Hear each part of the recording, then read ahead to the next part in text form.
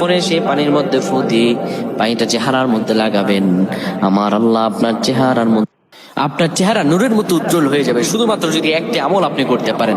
অজু করার সময় পানি যখন আপনার চেহারায় দিবেন, আপনার চেহারায় পানি দেওয়ার সময় শুধুমাত্র একটি দোয়া আপনি পড়বেন। আপনার চেহারা থেকে মেস্তা, ব্রণ এবং চেহারার বিভিন্ন রকম কালো দূর হয়ে যাবে এবং চেহারায় সৌন্দর্য এবং লাবণ্য ফুটে উঠবে এবং চেহারায় যেন নূর চলে আসবে ইনশাআল্লাহ।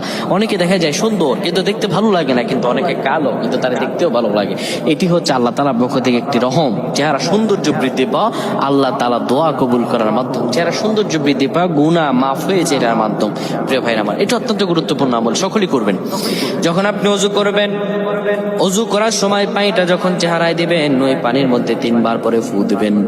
আল্লাহু নূরুস সামাওয়াতি ওয়াল আরদ আল্লাহুম্মা ইগফিরলি, আল্লাহু নূরুস সামাওয়াতি ওয়াল আরদ আল্লাহুম্মা ইগফিরলি। এই দোয়াটি